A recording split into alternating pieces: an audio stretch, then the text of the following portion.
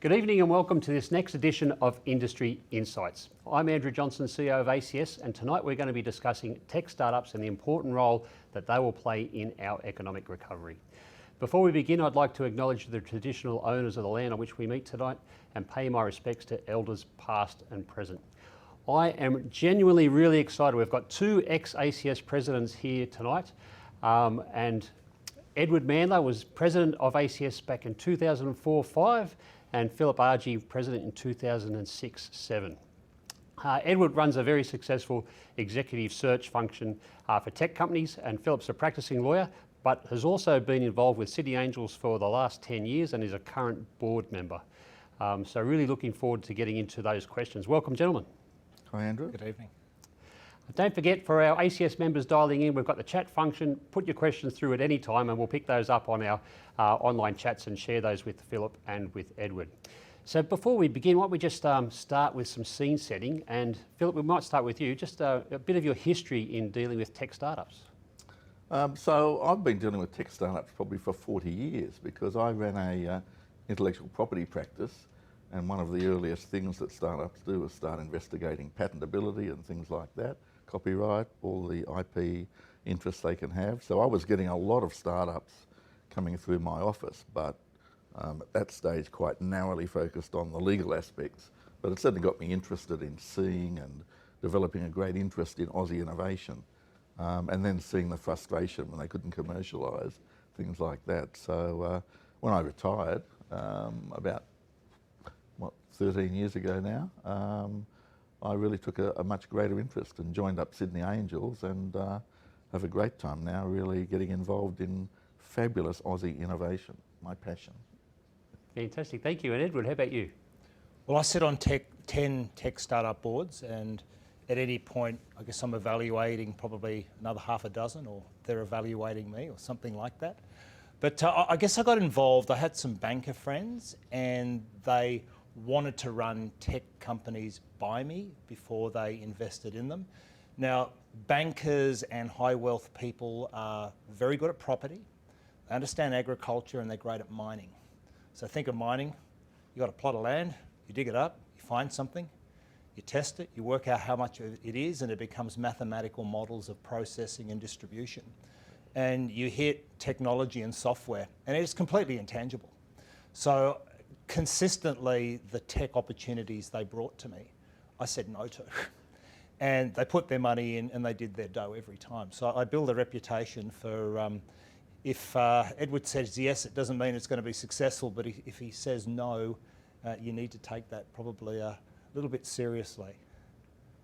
Fantastic. I'm sometimes told that this is like asking about your favourite child, but I'm going to ask the question anyway.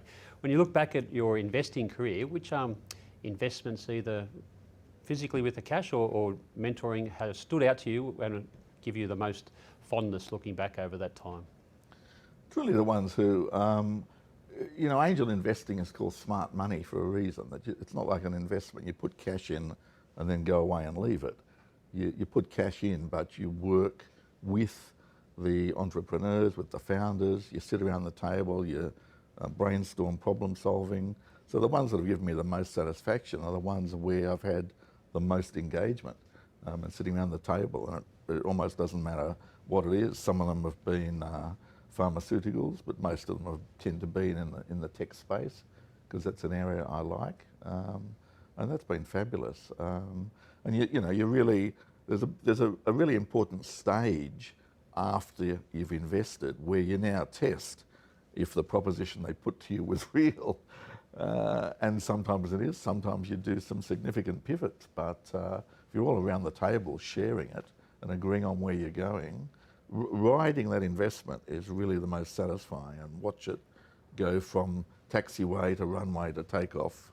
That's fabulous. It is like a child, watching them grow up, it really is. And are you happy to name drop one or two that give you great pride?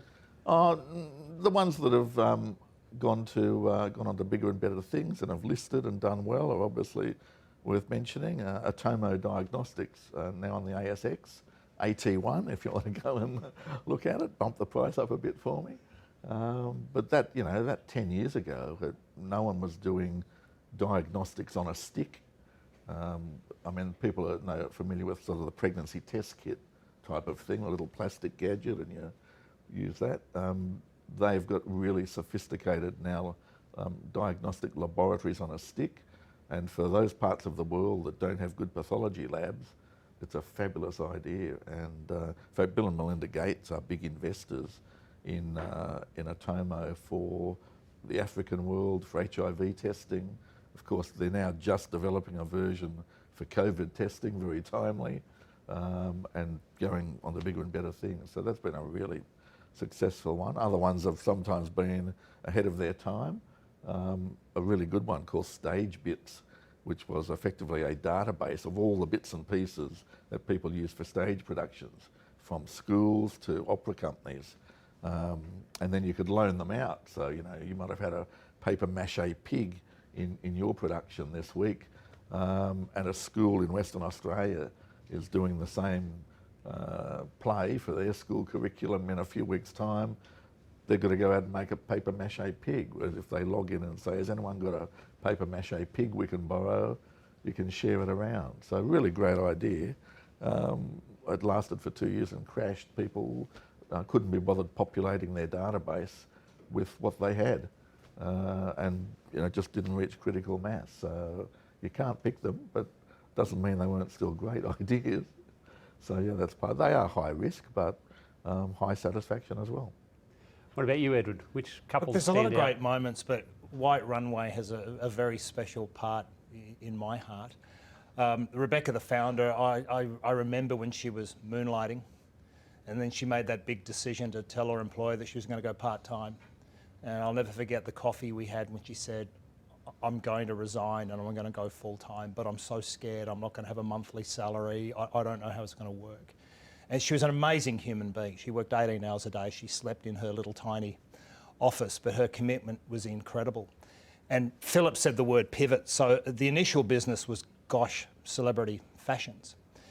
And Rebecca had the ability to take a $10,000 Emmy dress or an Oscar dress and have a knockoff within 3 days for $500 and to sell it on the internet. And it was pretty tough going in that early days on the internet, not a lot of trust. But the business was going really well. I sent her to radio and television school, and she then started getting regular parts on the Today Show, Current Affair. Her website kept crashing all the time when the general public started going there. But what she noticed was that people were buying these dresses in lots, on average, in lots of 4s. And you know, she sat down at a board meeting. She said, I don't know why they're buying them in 4s and 3s and 5s. And I said, well, ring them. And what she found was that the majority of her market was bridesmaids. And you know, Philip, life's changed since we got married, whereas the groom, he had to pay everything. What we found is that bridesmaids have to pay for their own dresses. But when you pay for your own dress, you want to wear it again. So the big pivot came to White Runway, dresses for all occasions, and an extraordinary story of the many twists and turns. But that word, as Philip used, pivot, that pivot was critical. Rebecca will tell you that her success came from having the discipline of a regular monthly board meeting. So I went out to find an old retailer. I found a guy, Rod Walker, who had run Rebel and sold it, who had run Freedom Furniture and sold it. He was chairman of Bras and Things. He was chairman of of Fantastic Furniture. He was chairman of Godfrey's, and it was an old retailer. And the three of us we just had that monthly meeting.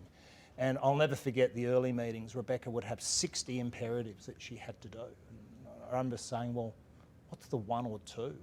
And by really drilling it down. But it was a great journey. We went to the exit. We had the earn out. The three of us have now invested in a new, let's call a retail 2.0 company called Kit.fit, and I encourage everyone to have a look at what Kit.fit's doing. We just raised $1 million. 600 came from crowdfunding. We've already got 200,000 followers on this retail business. It's about to launch, but a lot of our learnings now sort of being shared with a new bunch of people. A great journey. What about the concept of IT professionalism for a tech startup and tech talent? We talk about pivoting and failing fast and really focused on innovation and finding that gap in the marketplace. What does IT professionalism look like in a small tech startup environment? So the first point is to pick up on the word innovation. I mean, back when I was president, I would give a lot of talks about the role of professionalism in innovation. The first thing is there's two distinct points on the innovation curve, if you like, and they're both really valid. One is where you invent something completely new that the world's not seen before, and that's fabulous. But the other one, equally valid, is doing old things a better way. And what you have if you get IT professionals is they've got their technical expertise that they can bring to bear on practical day-to-day problems.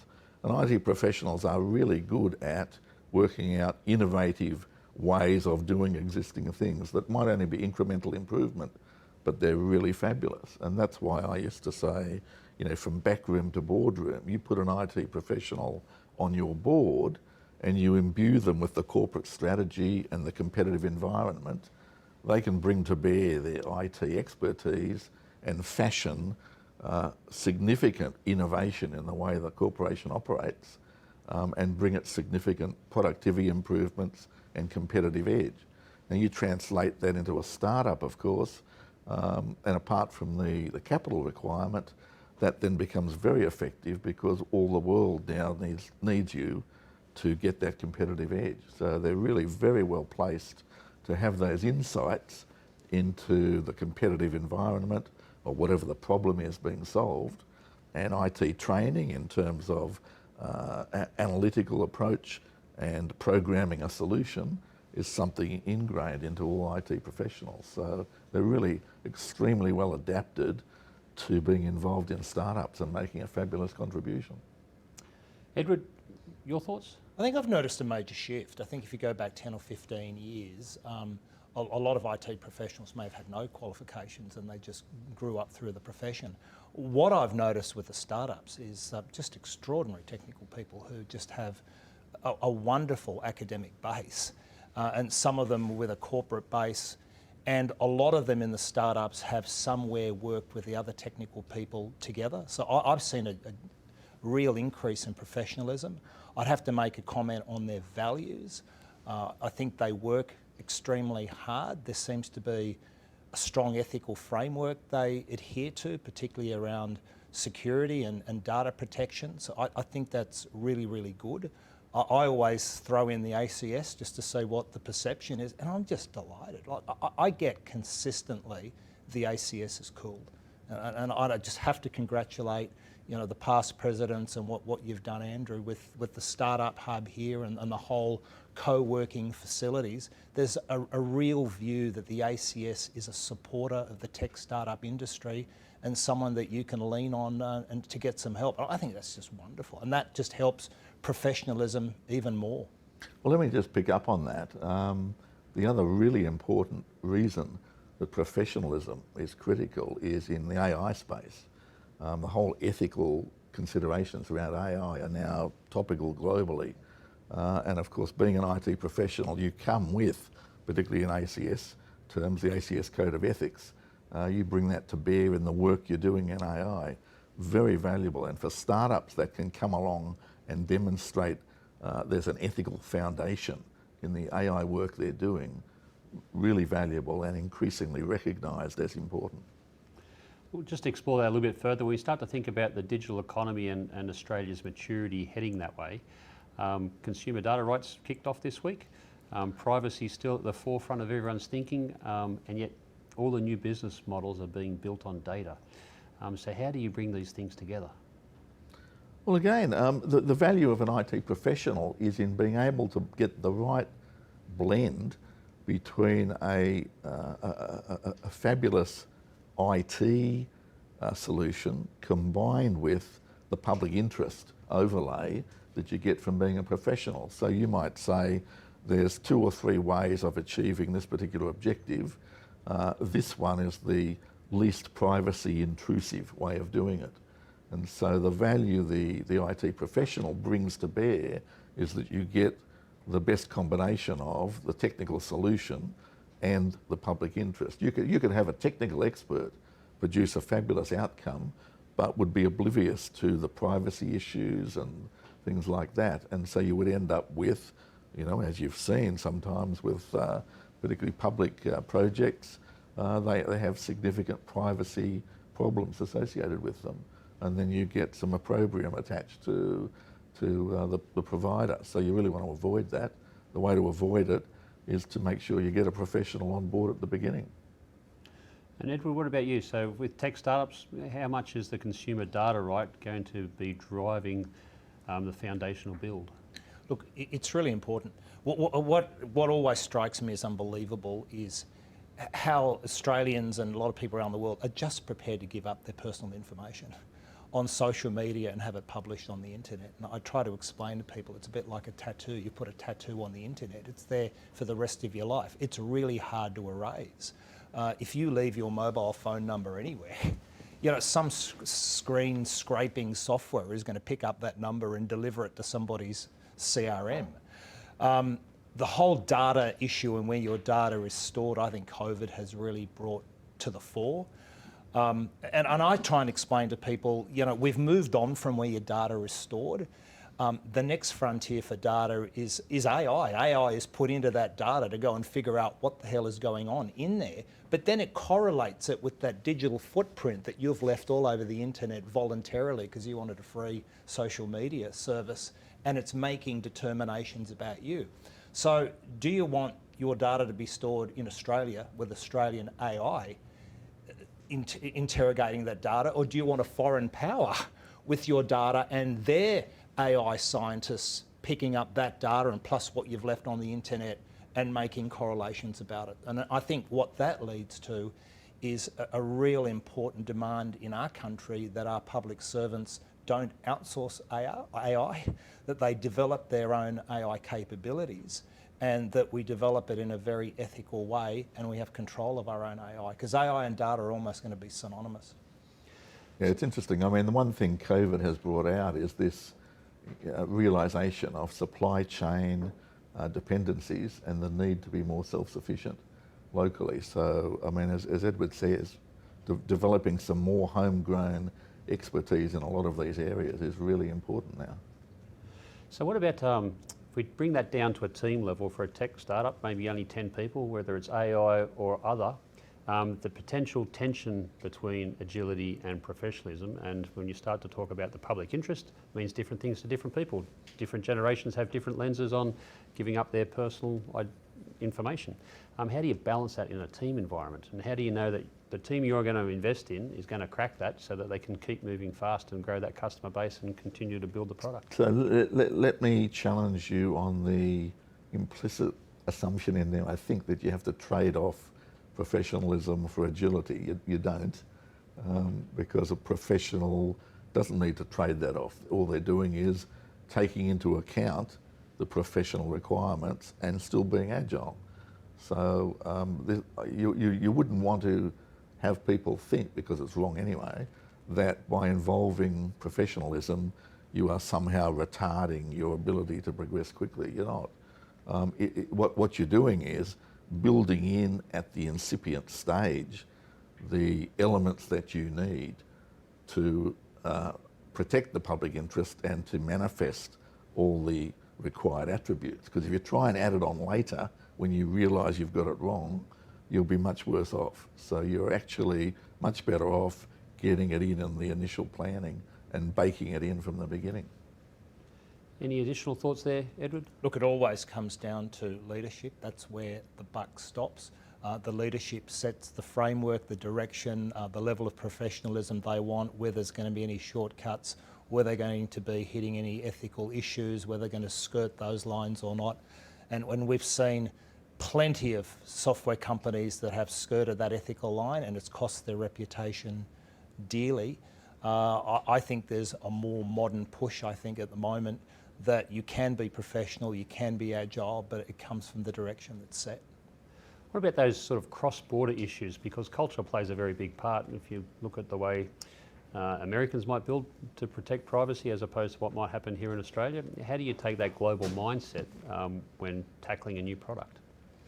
Yeah, being able to tap into what the current social values are is really, really important, and it's changed so much. I mean, I remember when I was a kid, and my little sister kept one of these little diaries, and it had a little clasp on it. This was her diary, and it actually had a little padlock on it.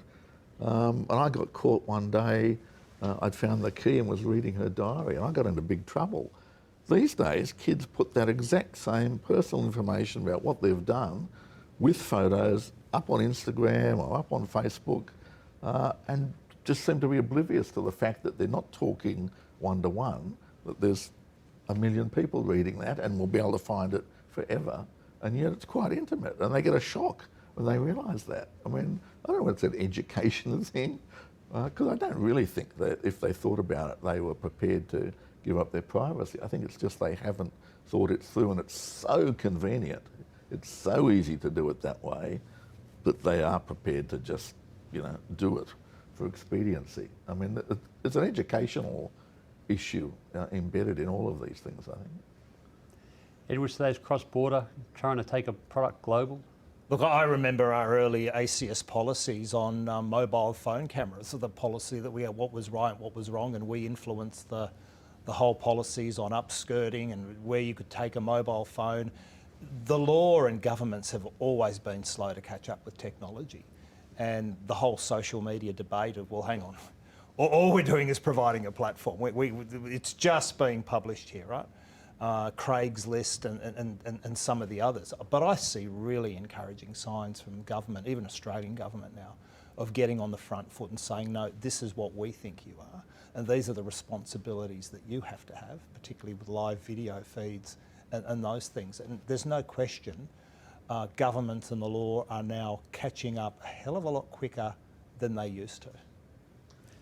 It's interesting though, because the originator of technology tends to have sway in terms of whose value system prevails. So the US concepts of free speech, for example, are so strong that they tend to prevail in all of the platforms you see. And then they get a shock when they say, well, hang on, we've got laws of defamation and we've got things here that they don't have. And it's actually them having the trouble coming to grips with what we've got. And of course, we feel difficult sometimes about imposing our values on them for fear that they'll run away and say Australia's not important. You've got to stand up for what you believe in. And the end result of that might be, as you've seen in other jurisdictions, a completely parallel platform develops that better reflects the local values. So I think they do have to adapt. We are all now global citizens, so you have to be more sensitive to other cultures and be adaptable and be prepared to adapt. I mean, search engines and news is just something to just keep watching, right? Because as someone who just keys into a search engine, we all expect that we want to know the latest news. We want to have the feed, we want to have what Channel 9 says, we want to see what the Australian says, but we don't think that they pay a lot of money for extraordinary journalists to write those stories.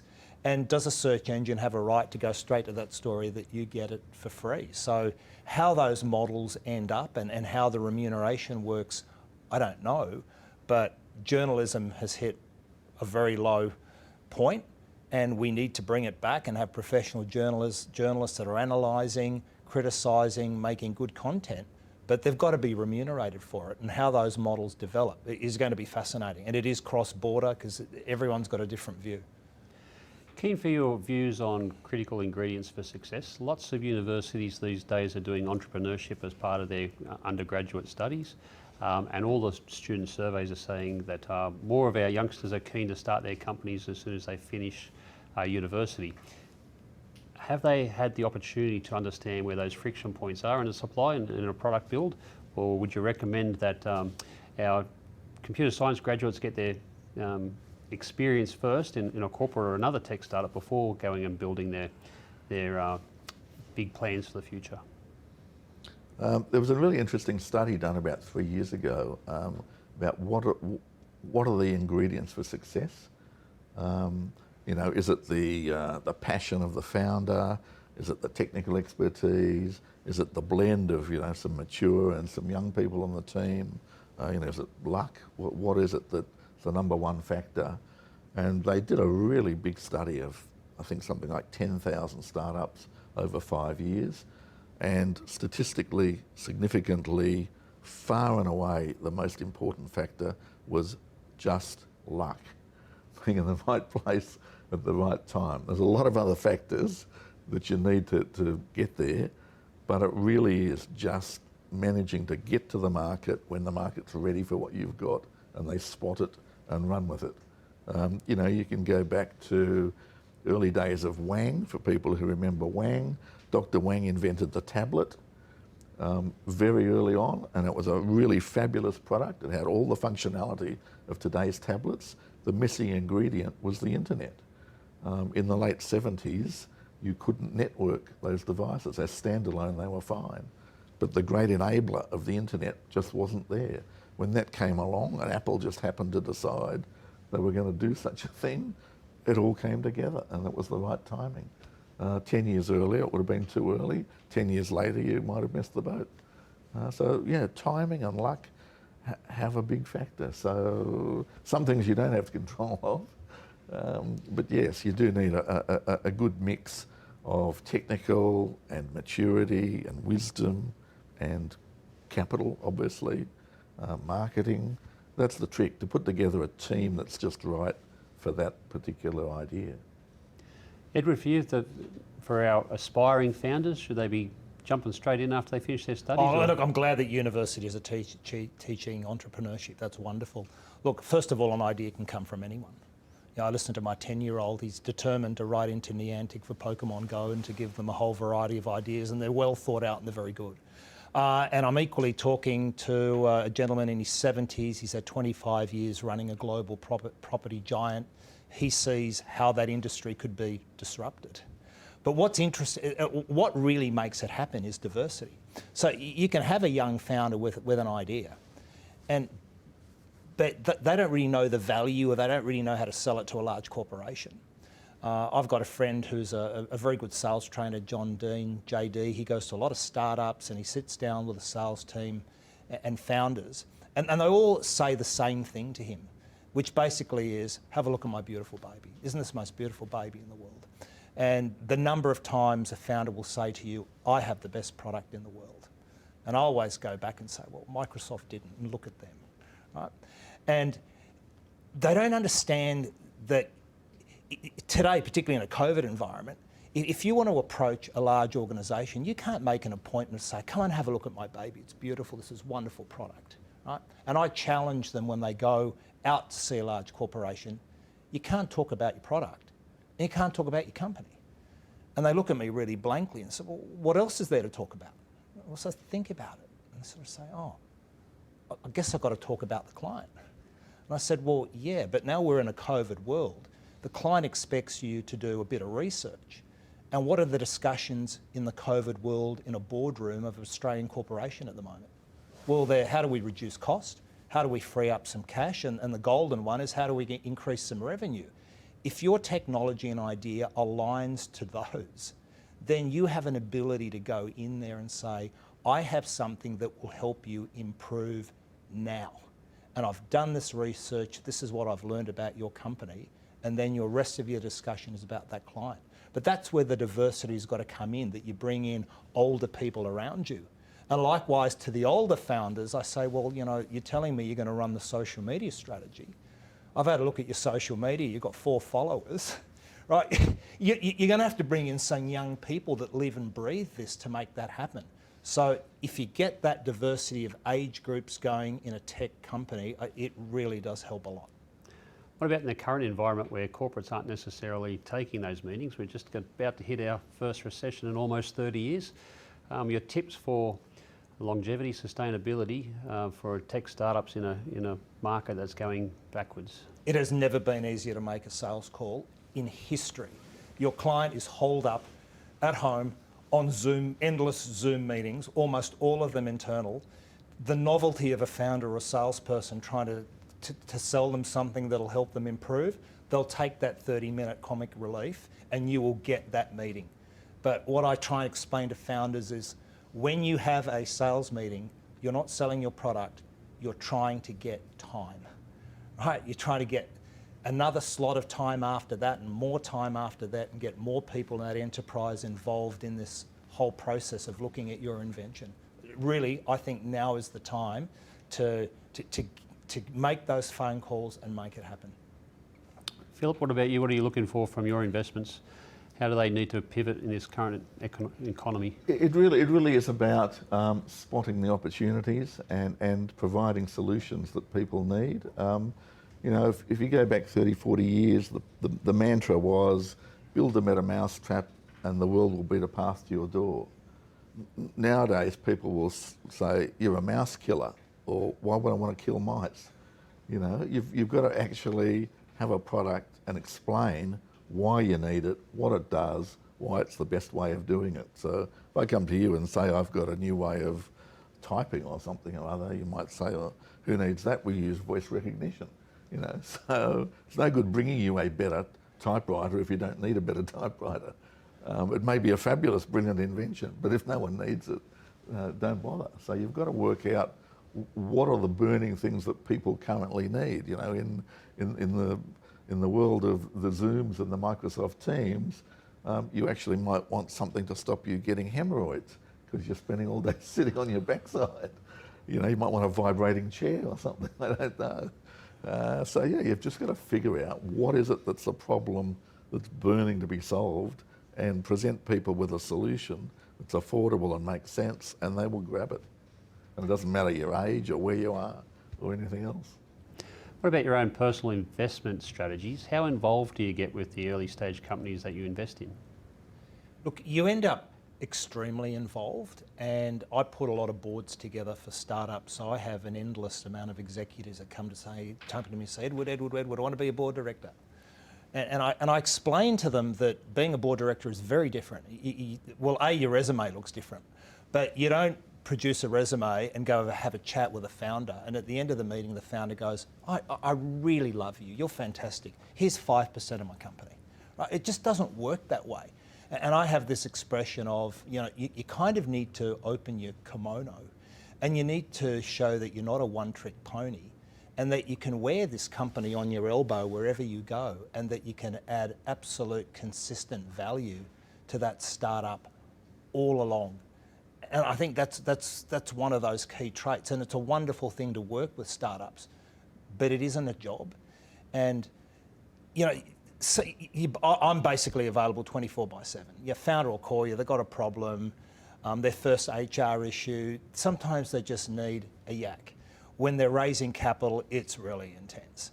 And the funders want to know why the board members have put their name to this company, what it is that they see that they're happy to stake their reputation and often their own money on that kind of business. You know, other times it's less work, you're in an earn-out, or you know, things are humming along and it's just going from board meeting to board meeting. But it's just part of you as you walk down the street. You are part of that startup and you're thinking about their alliances, where they might go next. It just becomes part of your framework. Yeah, I mean, you've got to look at the things that will help them along. I mean, one of the things Sydney Angels does well is team-based investing, and the members of the team have these complementary skill sets. You'll have someone who's good at marketing, someone good at finance, someone with some intellectual property expertise, and good connections. So they're all sort of reasonably mature, experienced business people, and they can bring to bear putting you in touch with somebody. If you need something, I know someone who can help with that. That's what makes a difference. I mean, the cash obviously is important, but the worldly experience, the connections and the cash are all really important to startups. And that's what good investors can bring to bear. And of course, that's what helps them get successful IPOs at the end of the day, or other earn-outs or sales. Trade sales. What about your observations on the current economy? Are there any market niches that you think are ripe for disruption? I make it a policy that I'm not an inventor and I don't see anything and I'm oblivious to it. I see there's two parts of a technology company. There's the invention, which is great, and then there's the sales and marketing side. They are completely reliant on each other. You can't have one and the other. Americans are extraordinary at the sales and marketing piece. Australians are very good on that invention piece, but very weak on that sales and marketing. But if you can get them happening together, it just gets extraordinary. And I'm not one of those people that walks down the street and sees things and solves problems. I'm the sort of person where you bring the business to me and you say, look, I've got the invention, this is the groundwork that we've covered, and I look at how we can sales and market this. What does the unique value proposition have? What should the strategy be? How should we raise money to make this happen? What about you? Yeah, there's a real appetite now as the world sort of comes out of hibernation in some places or goes back into hibernation in others. There's a real appetite for solutions to these problems. I mean, apart from coming up tomorrow with a working vaccine for COVID-19, anything is possible. And as Edward said, you keep an open mind. Don't predetermine what the world needs. You just, if you knew that now, well, you'd be rich by yourself. So, I want someone to come up with those and spot them and say, okay, I'll help you make that a commercial success. And that's where we add value. That's what we enjoy. What about your observations on the available technical talent in Australia? So as a headhunter, I've never had a problem getting talent, but I'm always encouraging my clients, if you're going to have to pay some more, you've got to make sure that there's a variable component in there. You need to make sure there's an equity plan. And at the end of the day, people might be in big IT companies, but most tech people in their DNA is they want to do a startup. They want to be there for that ride. So I've never had that problem finding technical people, but I often wonder what it's like in an average corporation. And a lot of Australian tech companies have what I call Australian tech cancer. They relive the same year 6 times rather than having 6 years of growth. Stubborn founder, or it becomes a lifestyle type of business. And I think in those cases, finding tech talent is hard. But if you've got the excitement levels up, that's what we live for. Yeah, I mean, you get what you pay for. You can get fabulous, true value out of Aussie IT professionals, and it's not a matter of their hourly rate or their salary, it's about the contribution. Yeah, you can go offshore and get cheap labour, but if you have to rework things 17 times, at the end of the day, it's not good value. So you can either get someone who will say, look, I'll code this for you, but I can understand your functional spec and I can suggest a better way of doing it. That's one person's way of doing it. Another person will say, I'll code it exactly what you've written. I can see you've made mistakes, but I'll give you what you asked for and make no suggestion. You can take your pick which one gives you better value, and that's the difference. Edward, I picked up one of your LinkedIn posts just recently, which was exit strategies being an overseas sale. From a public policy perspective, what can government do to ensure that we're not losing our best and brightest inventions, as well as the technical talent, in what's going to be an undervalued market, and making it easier for acquisitions? Look, I have a really positive attitude to Australian companies selling out to overseas. You see founders sleeping in their offices. You see them on minimum wages for extended periods, and you just see how hard they work. I've just worked with a founder, 23 years in his business. He never took anything out of there. It was time to buy the waterfront property. It was time to buy the boat. And yes, overseas buyers were coming in. So I think that's okay. But what happens is, and I'm talking to one at the moment who's got $200 million out of one of the Australian tech companies. He was there 20 years. What's he set up? He set up a fund. And he's there actively funding between $500,000 and $5 million and $5 million placements.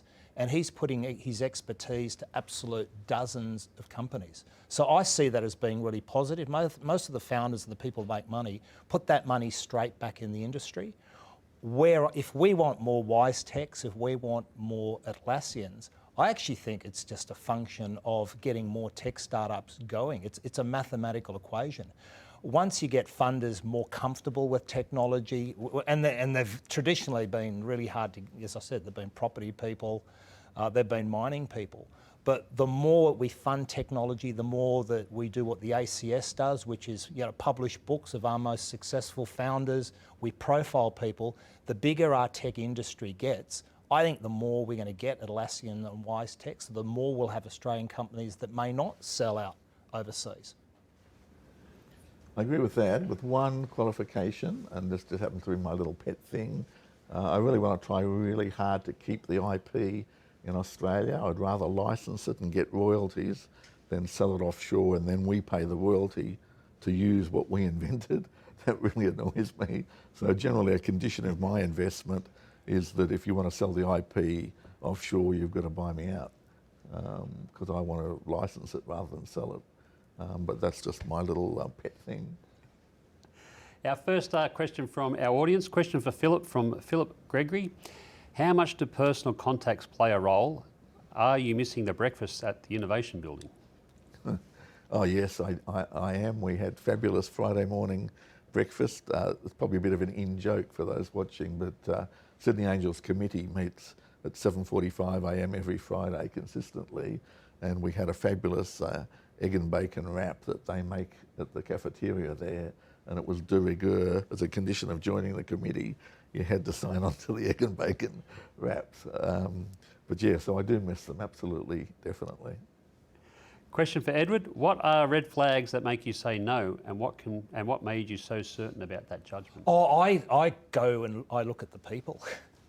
And often companies I look at, this is a wonderful idea, and I go and look at their people. And they've been 9 months in this company, 15 months in that company, 1 year in that company, and it's this higgledy-piggledy career. And I just sort of think, well, hang on. Startup's going to have incredible depressing moments, and these people are just going to bail. They're going to say, I'm just going to take a PAYG job. So I consistently look for people that have had long job stints. And if I go back to KitFit, one of the, I didn't believe what they were doing was possible, but when I looked at their technical staff, they had all somewhere in their career worked together somewhere before. They had pioneered some technology in another corporation, and that starts me being really, really confident that we've got a basic platform of really good people that are well qualified and are stable. Credibility is the big thing for me. It's no good coming along and telling me in 3 years' time you're going to be bought out by Google and your total addressable market is $20 billion, because I'll say, well, just pause for a moment, just paint me the stepping stones of how you get there. And it's no good them saying, oh, trust me, we'll get there. Saying, no, you won't. Not if that's your best idea of how to get there. So they've got to have a sensible, measured, as I say, credible business plan. And they've got to be able to articulate in sensible terms what's the next milestone towards that and what are the milestones for getting there. If you can articulate that, doesn't really matter whether you do get there. It's the fact that you can describe how to get there. It's much more important than telling me what you're going to do in 3 years' time with no idea how to get there. Well, I'm not going to put money into that. Might as well go and put it on a lotto ticket.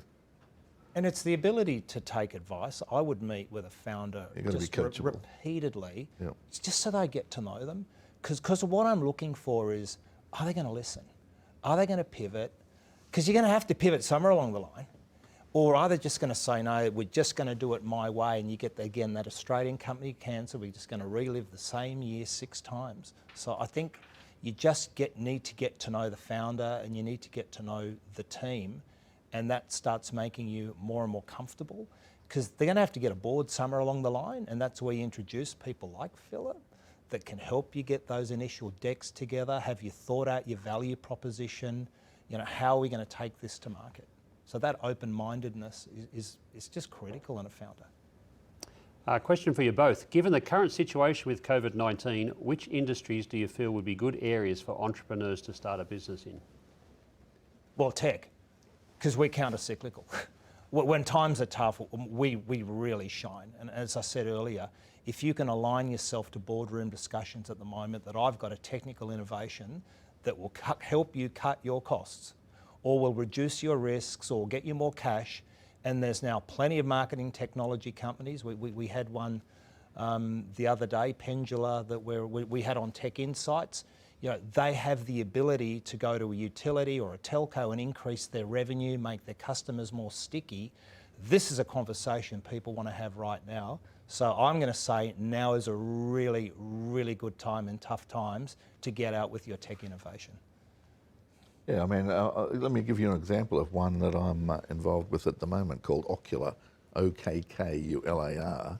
They've developed some very clever AI for just putting a camera on garments and being able to isolate the attributes. So, V-neck, U-neck, colour, frills, length, basically 20 or 30 attributes of a garment. And for online shopping, which of course has just exploded, people want to be able to hone in on the particular attributes they want. So they can say, look, I want a blue dress mid-length with a V-neck and some lace on it or whatever. This gadget can just look at them and articulate all the different attributes and can distinguish between them and basically give you all the labels by which you can sort and choose. And that's been a fabulous solution that retailers are just going berserk over. They've never been able to do that before. They've normally been able to give you a handful of attributes and it's not granular enough. So this ability to give you every observable attribute about a garment and then to be able to search by that is a huge, it's not just an incremental improvement, it's a sea change. But it's so timely with the advent of online shopping. You can't just walk around the racks in the shop and choose things. This lets you hone in on what you like. You can even put in a photo of something you've seen and it'll say, okay, here are the attributes I've identified, here are all the other things, and here's where you can buy it. So yeah, and that's just clever implementation of some tech at the right time. Is it possible to combine launching a startup with working full-time, or do you advise committing 100%? That's a real ethical question, that one.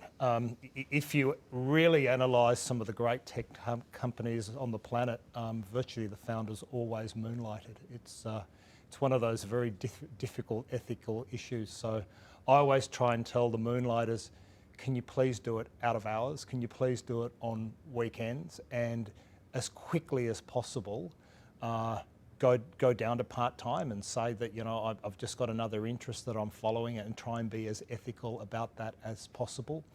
But it's an enormous step to quit what you're doing and to take whatever you saved or go into your mortgage redraw to jump in on that dream. Right? So you have to do some early verification, which might mean that you stay where you are collecting a salary while you're getting more information.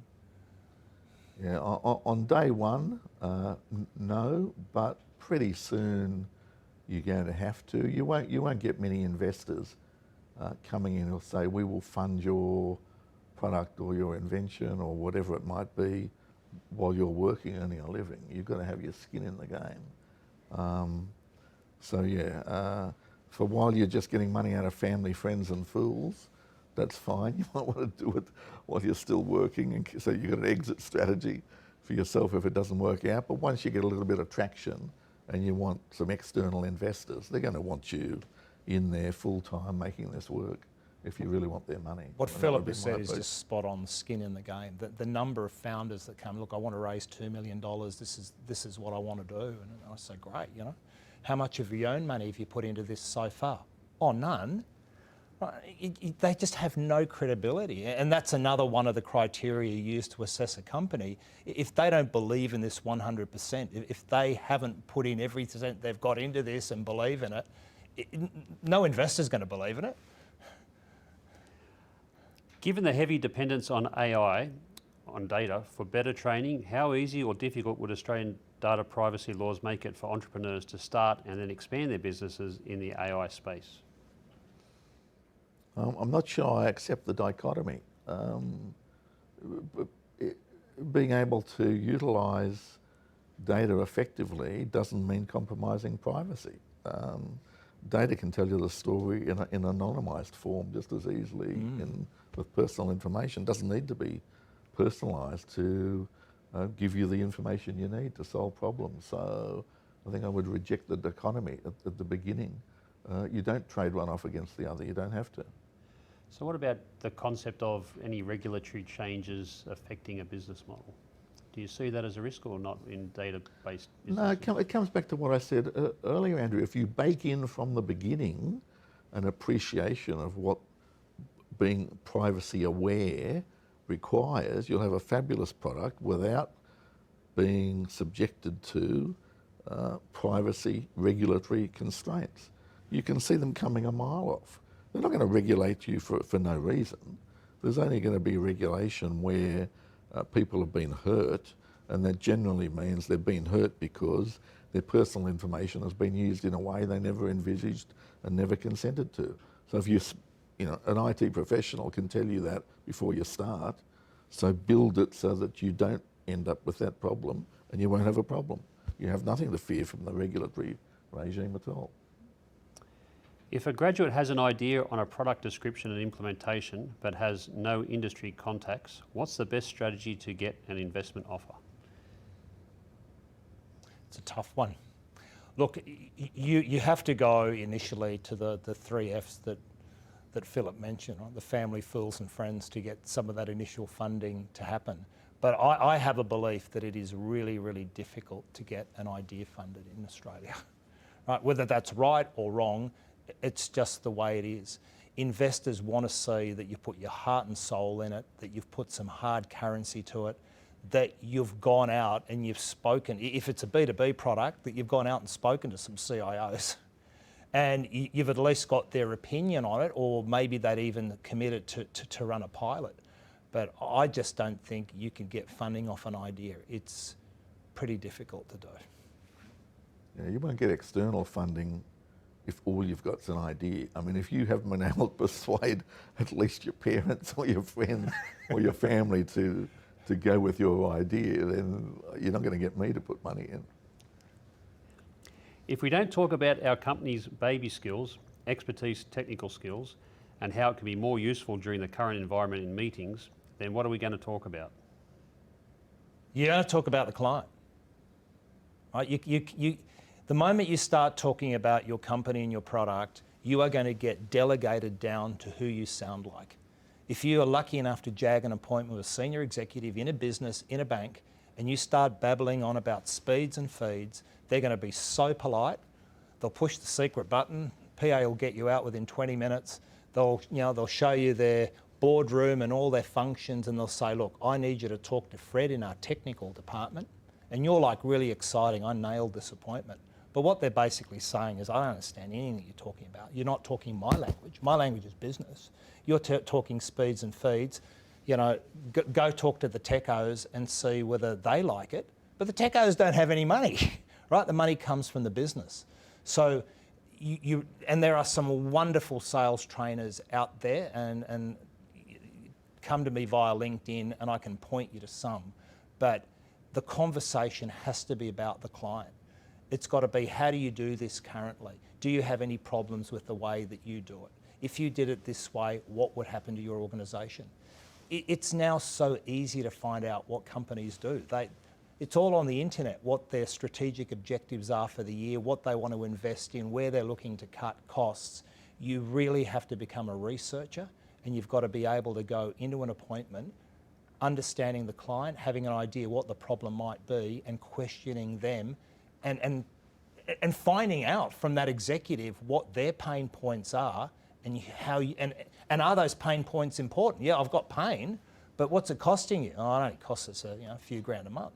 But if it costs us $10 million a year, well, all of a sudden you've got justification to charge for your software between $2 and $4 million because you've quantified what the value of that problem is. But speeds and feeds will always get you delegated downwards. Boards of directors don't sit around contemplating a pile of hardware and software. They look at a business case. So there's got to be a business case that the board signs off on. The real challenge often, in fact, is the reverse, and that is mapping the business case to the deliverables of the contract that the organisation signs. I mean, I spent a lot of my time consulting on that very thing, mapping the business case to the deliverables, because if you don't get the business case delivered, the board will quickly lose faith in the project. You know, there's a significant bank that's currently being prosecuted for not complying with certain rules. Do you think they're in the market for a clever solution that you can sell them on that will prevent the non-compliance? They don't care how you do it. If you can do it, you've got it made. So it's a solution that people need. So software salespeople are amongst the highest paid people on the planet. You know, these days, an enterprise software salesperson, their on-target earnings are between $350,000 and $400,000 per annum. Half of that is base salary, half of that is risk. Why do you pay them that kind of money? Well, I can assure you that in any company they represent, including some of the bigger tech companies, when they approach a bank, the bank's probably never heard of them because they're selling to the business, when they've heard of your company. They absolutely do not want what you're selling. They have no interest in it. Your job is to find the 8 to 12 people in that organisation that absolutely will bang the table and say, you solve a problem for us. And that's where Philip's business case comes in, and then that business case gets taken to the board. If you are a young startup, you might be lucky enough to network at the ACS or at Sydney Angels. Someone can tip you into a senior executive that'll have a pilot, and then basically they're going to do a use case for you. This is exactly what we did. These are the benefits that we got. It's quantified. This is why we're going to go ahead with that, and you can take that to other clients. But if you talk about your product and how wonderful your company is, you're not going to get anywhere. So this next question, I think you've both already answered, so I'll just put a different angle on it. The question was, what do the speakers think about the value of sweat equity, which you've answered. What about a scenario where a founder's put so much sweat equity in that continue to overprice their investments? Have you had an experience in mentoring someone to bring it back to where a market rate can be found? And how do you navigate those pitfalls? It is difficult to pace yourself, and particularly to raise your valuation at the right levels at the right time. So it's no good coming to me, you know, when you've hardly got any market traction and saying I'm worth $10 million and offer me 5% equity, because we've got nowhere to go to get more capital investment in, because your valuation is going to go up and become unaffordable for the equity you've got. So you've got to be able to match where you're at the beginning. So typically as a early stage angel investment, you're looking at sort of at least 25 and 40% equity for around $1 or $2 million. That'd be sort of a rule of thumb. And the reason you want that is because when you move to the next stage and you've reached the next milestone and you can objectively show your valuation's gone up, you've still got something worthwhile to sell to a venture capitalist in your Series A or whatever. It's no good going to them and saying I want $20 million for 5%, because they won't give it to you.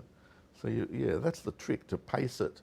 Your sweat equity, you can put whatever value on it you like, but you still have to be able to fit within these basics of staging your valuation to match the capital raises that you need to do to get where you want to go. Look, I try and get discussion off valuation as quickly as I possibly can. And yeah, look, at the end of the day, if the company's going to be worth $100 to $400 million, arguing, you know, a few million here on the valuation, you know, probably is irrelevant. What I try and say to founders is the magic thing is use of funds. I want you to imagine if you got $10 million, how would you use those funds? And then if you got 5 million, what would you do? If you only got 1 million, what would you do? And there's nothing wrong if you don't know what you do with 10 million. But I've got founders that can just clearly articulate and do a spreadsheet to say, this is how that $10 million would be used. This much would be in product, this much would be global expansion, these are the grants that we'd get back, this is the sales and marketing we do.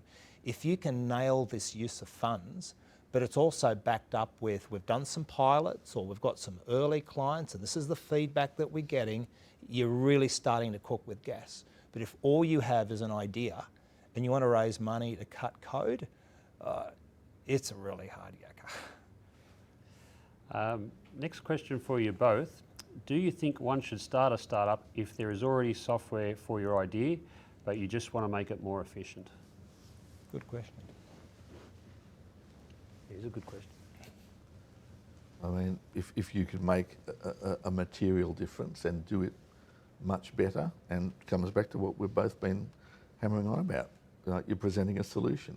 If you have a better solution and someone needs a solution, then you should theoretically do better than the one who hasn't got the best solution. But a lot of it is about the marketing. You can go back again, keep using examples from the past where you can have objectively superior technical solution, a bit like Betamax and VHS in the old videotape game, where Sony had the better technology. All the TV studios were using Sony technology, but the public, the retail level, Philips had done a much better marketing job, and VHS just ended up taking off. It was objectively not the better solution, but it was much more commercially successful because it was better marketed. So it's no good just having the better solution. You've got to be able to explain to people in words they can understand why yours is better and have them buy off on that concept and go with you. Otherwise, forget it. There's nothing worse than going into a high-powered investor meeting and the founder says, we're the only one who's got this in the world. And just the whole mood of the room just drops. And for two reasons. If it truly is the only one in the world, well, the investors are losing interest thinking, well, you know, it's pretty hard to sell. It's you out in the wilderness. And they have a team of researchers that are sitting in the back office there. They're just going to go to them later on and say, righto, go figure out who their competition is. So I always try to get founders to do a competition matrix, right? So have the name of the companies across the top, have all your features down the side and evaluate yourself against them. And you will always find that an investor is far more comfortable knowing that you're not the only one with this tech and there's two of you or maybe three of you that are out there developing the market. Because for them, it's proof that there is a market. Our final question, gents, thanks so much for tonight. Your observations on the international landscape and what do you think Australian entrepreneurs should learn from startup nations such as Israel or Silicon Valley? Just go for it. Just go for it. Don't worry about whether you'll get investment. Just focus on the problems you're trying to solve and being able to explain to those who you think are your potential market how you're solving their problem, and the rest will just come together. Look, Israel has an incredible technical focus and they're very specialised. They're very good at security and they've got their right ecosystems. Never get intimidated by America. We hear about all these great capital raises and the massive amounts of money that's thrown around, but it's all relative. You know, there's tens of thousands of startups throwing their decks around in Silicon Valley and only a handful are getting funded. So the ratio probably here isn't any different. I think Australia is an extraordinary place to pilot your technology, particularly if you're in the B2B market. We have the largest, most complex banks in the world with tough procurement processes. We've got Coles and Woolworths. We've got huge telcos and utilities. You only have to win half a dozen of those, and all our corporates are on the world stage. And if those corporates can put their hand on their heart and say your technology is good, you have done your job in Australia, right? You will then get that Silicon Valley funding and you will expand in the US, and then Australia just becomes, how do we just grow that and service that? So never be intimidated, get your ideas together, get the right advice, get the right board, not hanger-oners, people who are professional. Why are they on the board? You'd have Philip on the board for law and IP, it would be absolutely critical.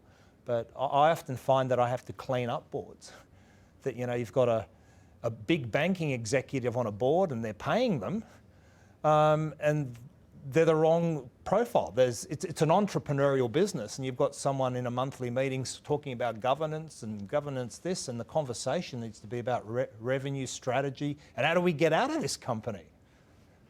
Yeah, the other thing that's worthwhile pointing out to people, there's this great myth that capital is much easier to get in USA, for example.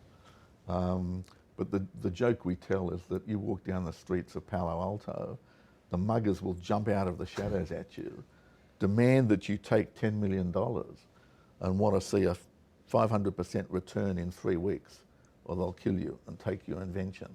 So you've got to be very careful what you wish for.